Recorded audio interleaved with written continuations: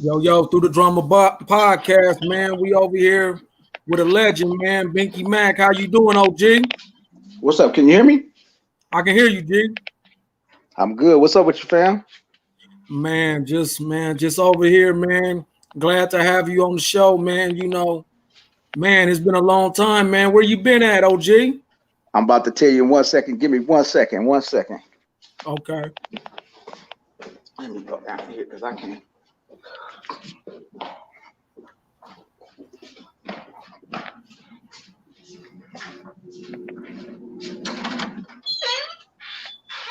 Yeah, I'm making sure I can hear you good. You can hear me? Yes, sir. Yeah. You said where I've been. I've been chilling, man. I've been grinding, man. Just in a whole new arena outside of that music. You know what I'm saying? So, but I've been chilling, man. I've been enjoying life. Life's been amazing. That's good to hear, man. Yes. Man, the last time we heard something, man, when you put out a couple songs, man, and then you was doing the all from the eye thing, man. Y'all had classics, man. You guys put Inglewood on the map. Yeah, man. The last thing we did was that the record Theme from the Black Hole. Theme from the Black Hole was the last record we did. And yeah, man, as far as well, Mack actually was the first artist I think to really blow. And then it was us. So right. And I remember, man, because I'm from Pasadena, man, and I used to hear the music, man. I'm like, God damn, them niggas is coming with that shit, man. Man, hey, I wish it would have never stopped. You know what I'm saying? But politics played a role. Napster played a hell of a role. You know what I mean? But other than that, we would have kept going. You know what I'm saying? Right, man. Oh yeah. What do you think? What do you think about the new hip hop today, man? Do you think that is going in a better place for artists, or is it going towards the label? I think, of course, for the artists. Of course, right. I think that they unless they, cause see what happens is some artists they get to feeling it a little bit and they get to blowing up a little bit and then they run off and sign. Right. You know what I mean? But which they really don't have to do that. They could stay eating for a long time as opposed to a lot of times if you already, I would say, an underground artist, even though you got exposure and you're doing your thing, but you underground because you ain't signed to no big old label. It seemed like soon as you signed to that big label, it's like you never really hear from them no more. But if you would have kept going, you would have been eating forever. There's artists that's underground that they ain't gonna never stop eating. They're gonna always be eating. You know what I'm saying? So I think it's better for the artists, definitely, not the labels. Right. Yeah. Right. And man, as being a legend on the West Coast, man, you always get down with the music, even if you want to step back into it.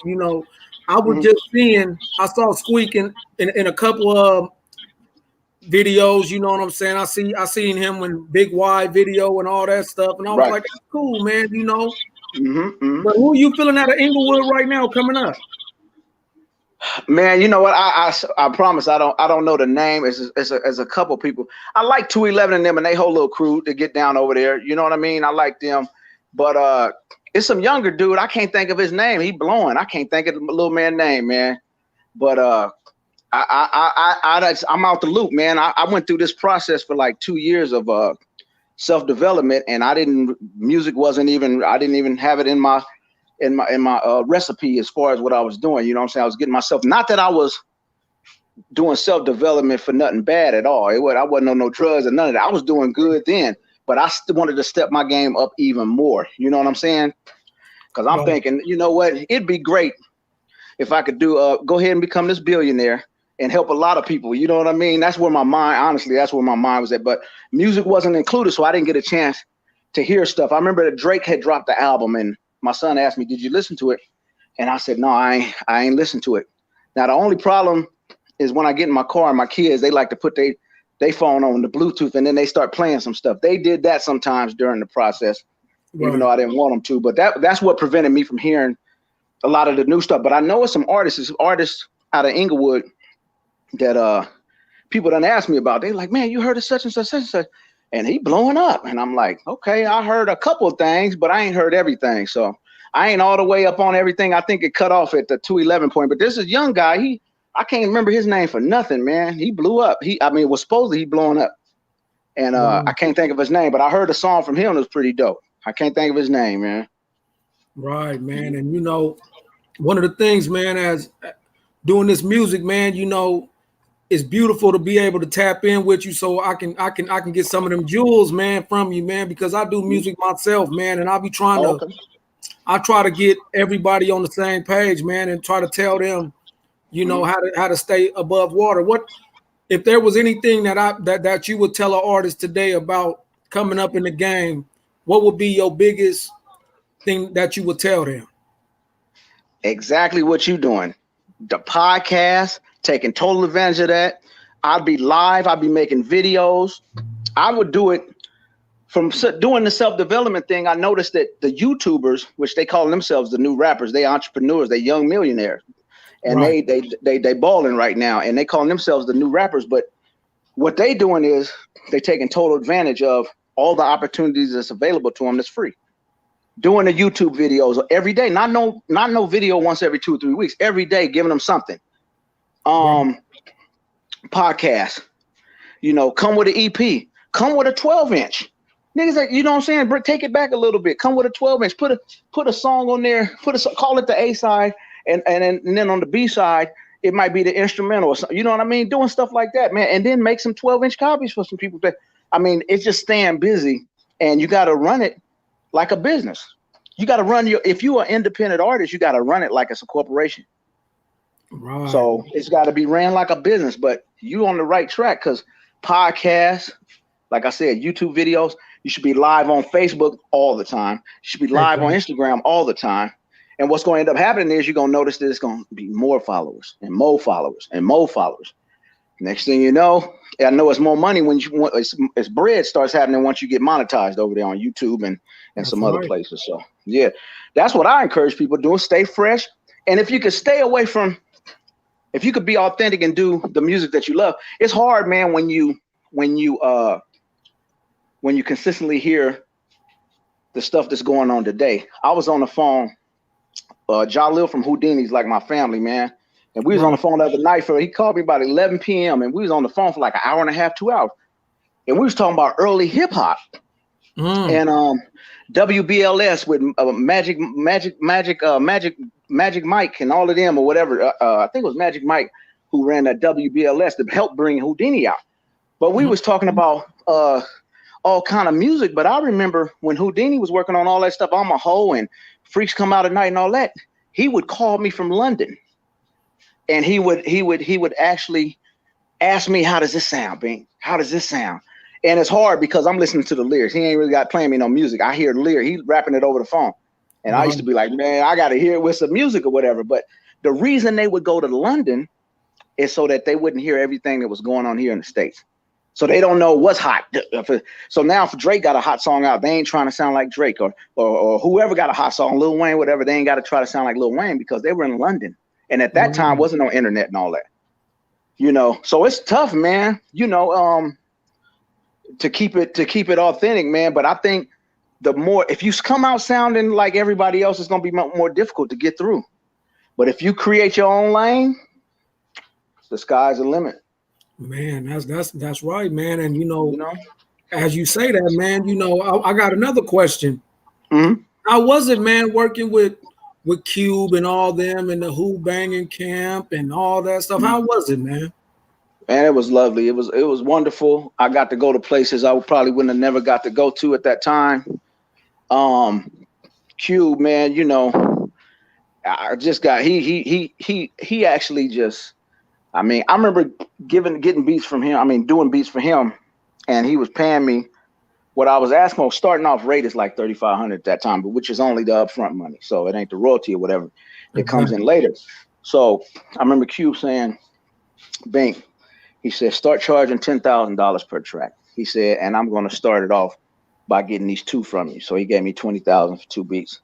Right. And from there, you know, it was on. I remember Mack saying, because I was still producing for a lot of the Who Banging artists, Mack was like, "Bink, you ain't gonna charge me the $10,000." I said, "No, we working out these." I said, "I'll charge half that." Cool. So I did 5 for the Who Banging camp. But no, Cube, man, Cube was 100 from day one. I made sure I was straight. You know what I'm saying? The bread, and man, gave me a lot of knowledge, a lot of wisdom. You know what I'm saying? asked, we was talking about All From the Eye and where All From the Eye played their role in the West Side Connection. And he basically was just like, man, just bring something to the table. You know, that's it. Bring something to the table, you know. And if we had the internet, if we had social media the way it is now, it'd be oh my God. You know what I mean? Man. We wouldn't be, I know we wouldn't, we ran a tight camp. We wasn't no smoking, I mean, niggas smoke weed or whatever, but no cocaine, no drugs, no heavy drugs, none of that. We wouldn't have been beefing with niggas, period. So you wouldn't catch us slipping somewhere and niggas because they looking for niggas. Wasn't none of that. We ran it. It was professionally ran, even though niggas was kicking gangster rap, but it was professionally ran, a tight camp. You know what I mean? And I liked how they did. Q, though he was Ice Cube, me and Squeak used to laugh and giggle about it, but Q moved like a lawyer or something. He don't move like, it ain't what I used to call nigga business back in the day. Like he ran it like a straight, it's business. He get on there, he do his thing, but it's business. And I respected that, man. But I learned a lot from Q, Mack too. You know what I'm saying? Mack, Dub C, I learned a lot from Dub and T-Bone from the Lynch Mob. They got in me and Squeak's ear and kind of gave us some early knowledge about what to expect in this industry. You know what I'm saying? So shout out to them for that one. You know what I mean? Yeah, it's amazing, man, when you can have Bloods and Crips on the same label, doing the same thing, putting the same thing together. Nowadays, man, the shit is so messed up, man. The West look bad right now, man, as a whole. Yeah, you know? And it wasn't. See, the difference in ours too. I was thinking about this the other day, and it's funny that you said that. Death Row, though they got down together, it always looked like they were separate to me. Now I'm on the outside looking in at that time. So what it looked like, Nate Dogg and Dog Pound, all them, the Crips would be over there, and then Suge and everybody other people be over there. That's how it looked to me, even though it was Death Row Records, but with West Side Connection, we intertwined. You know what I mean? Right. Regardless, even with Who Banging and then MCA, me and MCA became real tight. You know what I'm saying?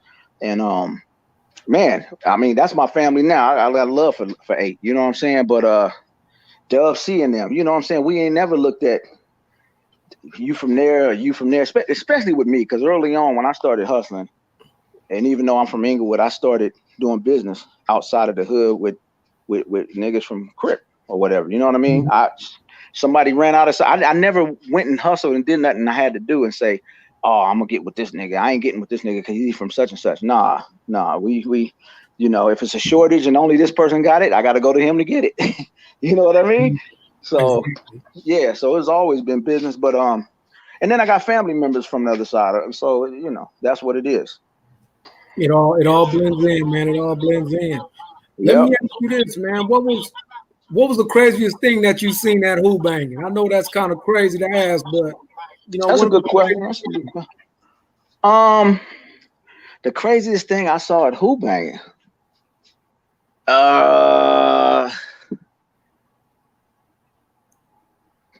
Man, I just don't know if something that was crazy at Who Banging.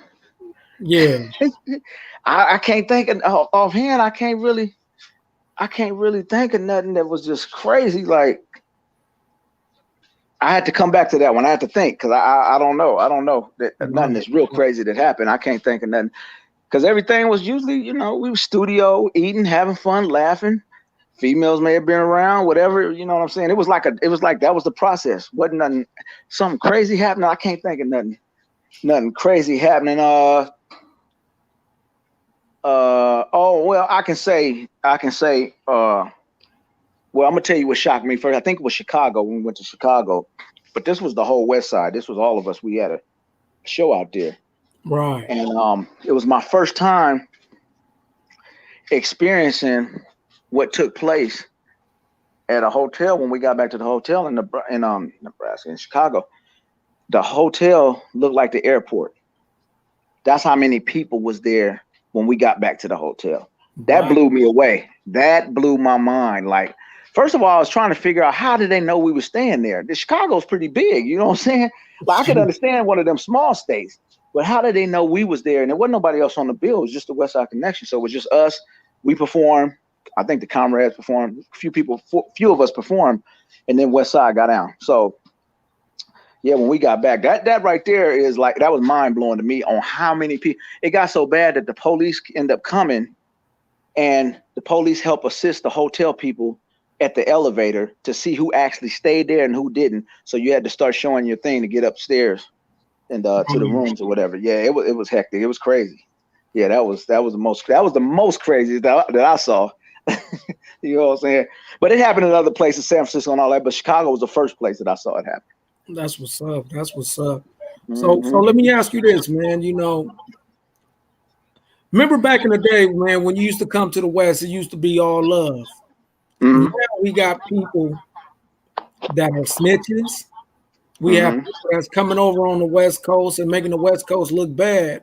Mm-hmm. You know, it's kind of weird, man. And you being a legend in this shit, man. Mm-hmm. Is the West fell off? I don't think Because so of by that? far. No, I mean, you had Nipsey, then you had like YG and them doing it, Tiger. We actually, it seemed like we grow, the monster grew again, but it took a minute, because when we went at the West Side was done, when we was done, you got to remember when we was done, Right. Snoop and the East Siders came after that, and they still went platinum. Mm-hmm. So yeah, the East Siders, they ended up going platinum, but then after that, it was like a gap. I didn't hear nothing from nobody. Then I started noticing that the West was blowing up, but there was a difference in what was going on. Everybody was working together with the New West. Remember, they start calling themselves the New West. But everybody seemed to be working together, as opposed to, you know, it may be a minute before Quick jump on a song with the West Side Connection or whatever. Quick almost had a song on the West Side Connection album. We went to go get some beats from him or whatever, but not that they was whack at all. Not that it just didn't fit the project. Because I had a song that didn't fit the project, even though I did a song on there. I had another one on there, but it just didn't fit what they was doing. But yeah, man. I mean, I think for the main question you asking, with everything, the weird stuff going on, all of that that's a whole different. The way they moving now, people moving with the 6ix9ine with the snitching, that's a whole nother. Honestly, if you look at back then when we was doing it, it was music. It was about the music. It wasn't so much about personal stuff, beefs and all. Yeah. It was beefs. It was beefs. Don't get me wrong, but we just didn't get involved with none of that. You know, we didn't get involved with none of that. So it was a lot different. That's how shit should go. You Yeah. know, but now we got, you know, people saying that they running shit on the West, they the king of the West. Yeah. They Yeah. gonna sign 6ix9ine, and they first was saying he's a snitch. Now they signed him to a $43 million contract. That shit is bananas. Yeah. Yeah. You know? Because it's all like everything is entertainment. They making entertainment out of anything. Everybody know the whole snitch thing. It run your life. But then you got niggas nowadays, niggas is like, I snitched, catch the fade. You know what I'm saying? That's what it is. I done heard niggas done did that. Like, yeah, nigga, I did what I did. Now what's up? So I don't know. It's a different ball game, but I think it's like I like different artists. I don't just like a certain West Coast artist. I like a gang of different artists from many different places. And I remember first hearing this song from Azealia Banks called that 212. Different. It was more, it was with them drums. Them drums was going. When I first heard it, I was like, oh my gosh. I said, she's spitting. And then next thing you know, I look at the video. The video was like past 16 million views or something. I was like, whoa. So my thing with her was later on was like, then she seemed like she started doing music for the gay community. That's what it sounded like to me later on. Mm-hmm. But one thing about Azealia Banks is that she can spit. She can go. She's dope. But she was focused on the beefs. She was doing all that beefing with everybody and not focusing on that music. Now she's getting back to it. Now she's done embraced. First, she would call people faggots and do all of this. She was calling them names. Now she's embracing the gay community because she knows that's who will back her up right now. I was looking at some information on her the other day.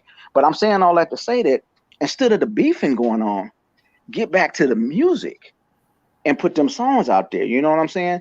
Somebody told me, they said, even though the music may be whatever it is, it's harder to blow up or whatever it is, people gonna always listen to music and love music and grasp on the music, man. Right. Music is what make the world go round. So you're gonna always, you always, whoever it is that does music, they always got a shot.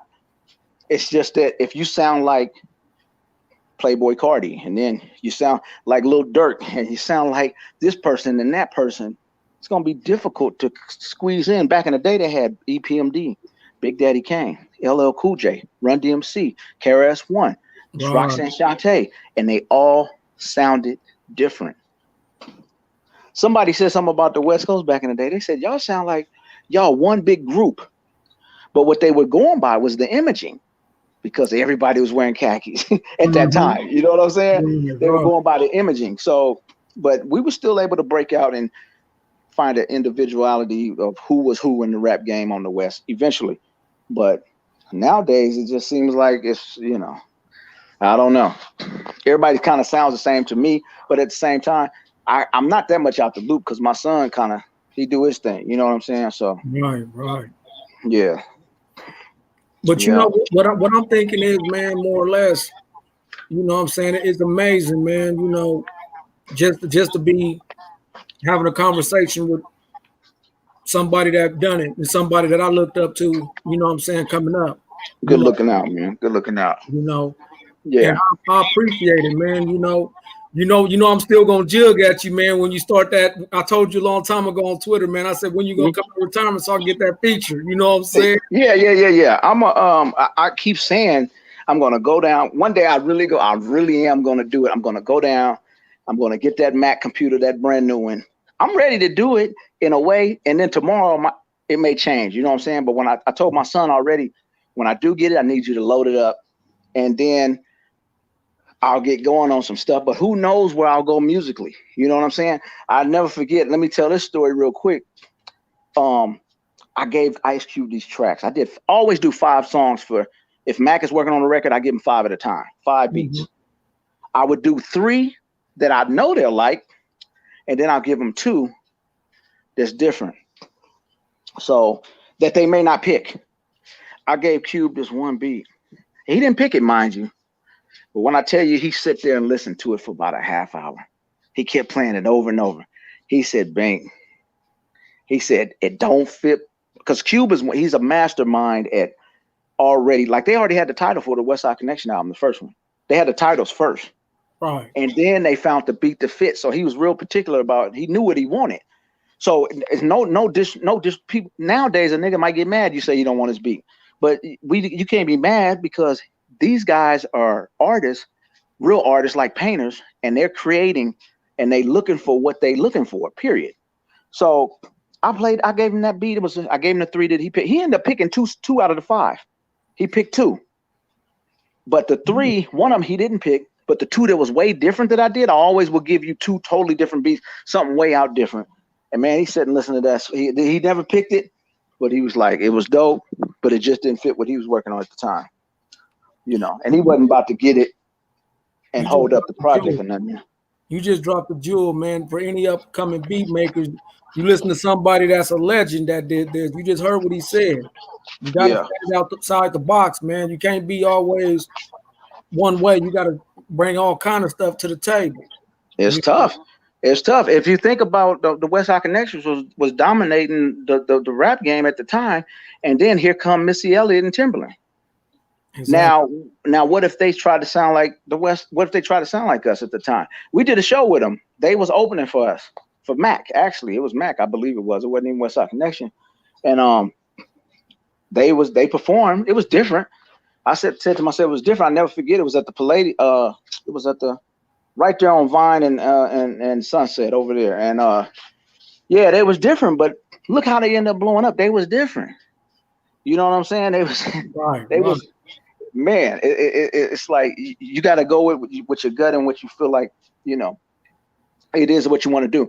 But then you got some people that's so used to listening to that music that is out now. Because you heard what T-Pain said that time. T-Pain was like, "Can we move on to something else?" Yeah, you're right. He sound like he was frustrated. So yeah. So I don't know. We just got to move on to something else, I believe.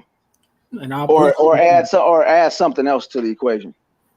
Yeah, because I do G-Funk, man, and I do a lot of Parliament, George Clinton type sounds with my music, and people be like, man, that's old, but you know, I always been that type of an artist, you know, and I try to stand out with everything that I do. But you know, the main thing is, you know, listening to what you saying, you know, you giving me more advice, you know what I'm saying, to keep going, you know, because sometimes it gets tough, man. But yeah. at the end of the day, man, I appreciate it, man, you know, and I needed that, man. But is there anybody you want to give a shout out to? Is there anything you want to say? Well, before that, let me say this though. You saying you doing G-Funk type music and stuff. Now, who all doing that right now? It ain't a lot of people doing that right now, right? Yeah, but you know the twist with that, right? Yeah, what? That has already been done? No, I get a lot of, you know, because you know my color is red. Some cats, the majority of the Snoops, the Dazzes, you know what I'm saying, they got this thing now, man, where if you ain't a part of them, they don't want you to be in the same running with what they're doing. But if you notice, the G-Funk is coming back, and Yeah. I've been kicked out of certain promotional groups and stuff like that because of what I'm talking about, and it don't even be on no gangbanging shit. It just be on me, just you know. But at the end of the day, you know, I don't let it discourage me, but I see it. Right. Well, that's what I'm saying with that whole self-development thing. It's one of them things where you got to already know it's done. It's getting ready to happen for you, regardless of that. Now it's a new time coming in. You got to remember too, YG was getting down on some of them beats, some of them funk type beats, wasn't he? And he was doing what? He was winning. I never forget. Biggie Smalls came out with going back to Cali.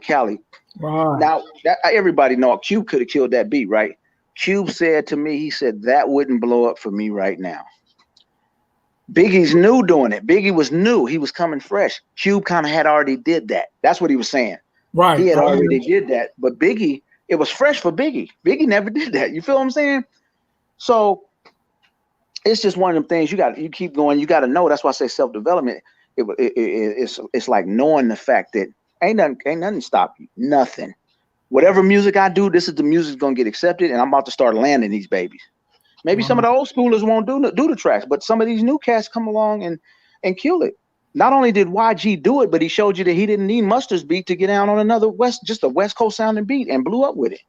No, you're right, man. So yeah, it's just one of them things you just keep going because ain't nothing in my way right now. I'm like, nothing can discourage me. And trust me, I'm gonna be doing I may do a West Coast beat every now and then, but I'm gonna do something. If I get back cracking, which I may, I was doing some stuff on my old computer, but hey, it's gonna be whatever I feel like doing, and it's just tough, man. Because I remember the female from Fleetwood Mac. She said, the old school group back in the day. She said, "I'm not about to go up in here and spend a whole bunch of hours and doing all this music, singing all these songs and everything, and y'all not gonna support it." That's what she said. Now they got platinum hits. Exactly. But that's what she said, and I knew where she was coming from. We spending all these hours because songs today, man, seem like they lasting for about a week. Before they be lasting for about a year, 2 years. I think Houdini, Jalil, that's what we talked about the other night. He said they had a song. Some of their music was lasting almost 2 years. People were still kind of bumping it. You know what I'm saying? So as far as longevity, but nowadays, man, stuff be coming so quick. Look at Kanye record. I mean, I don't bump it. No, I listen to it once or twice. You know, Drake, I listen to most of it. I ain't listen to all of it, but that stuff lately, man, that stuff coming and going. You know, so I don't know. It's gonna take somebody to do something, because once you do create something, create your own lane, here comes everybody jumping on your bandwagon now. And every beat is 2 minutes now. You notice that too? Oh yeah, I know. They cut down, but back in the day, it was 2 minutes. Back in the '60s, it was 2 minutes. Songs was 2 minutes back then. Yeah. Right. My auntie had a record out. It called "It Ain't to Play With." It was like 2 minutes. I think it was 2 minutes. Wow. Yeah. It just gone back to that. Yeah. Which is good. It's better for the artist to me. You right. To me, right. Yeah. You can get it done quicker. Get more stuff out there. Get more product. Yeah, but I tell you, once you keep coming, then you got an EP coming out. You got this, do a 12-inch single got coming out. I got a new album coming out. I got a new mixtape coming out. You keep doing that, and you just keep going, and you keep going, and you keep going, and you keep. It's hard to stop that. No, you're right. You're right. It's hard to stop that. You know what I'm saying? When you all over the place, it's like it's hard to stop it. You know, even if people they get to, I'm gonna tell you something that's crazy. And it's the last thing I'm gonna say. I'm gonna let you talk, or whatever we're gonna do. But this is what Kendrick Lamar. Mm-hmm. I'm just now coming around. Just now, when I tell you in the last 2 months, I'm just now coming around to where I'm really starting to appreciate dude's music, as opposed to before. I would tell you that it's all right. I'm just now I'm seeing. I'm like this nigga Kendrick spitting a little bit. I'm hearing it now. Now I'm hearing it. But sometimes it take that, man. You don't get everybody's album on the first album. Sometimes the third record. You know what I'm saying? Yeah. That's why you don't stop. And his sound is old school West Coast. Old school, but his sound, the way he spit, the way he spit, it's like E40. There's only one. There's Sugar Free. There's only one. You're not gonna get no more of those guys. That's only one. Sugar Free got his own lane. You're not gonna get no more. And why he ain't out here just killing it is beyond me, because he got his own E40 killing it. You know what I'm saying? He got his own lane. There's nobody else in that lane. And if you try to copy that lane, you're really gonna look goofy trying to sound like E40. Right. You feel me? So. Yeah, it's the game is it's just a hustle, man. It's just and things will happen for you. You don't know how it's gonna happen. The way you think it's gonna happen, it probably happened the total opposite. Yes, sir. And and this has been amazing, man. And thank you for jumping on the podcast, man. If there's any other time, man, that I can get you back on here, man, I hope I can do it again. Yeah, we're gonna do I'm gonna do something. I was thinking about this single with Squeak, and we're gonna figure everything out. But we'll get back together and do a visual. I'll do it visually. Okay, yeah, I appreciate it, man. Thank you. This is the Through the Drama podcast, man. And do you got anybody you want to shout out, OG? Man, just all from the eye. Boo Capone. I'm gonna hook up with Boo Capone in a little bit. You know, my birthday tomorrow, so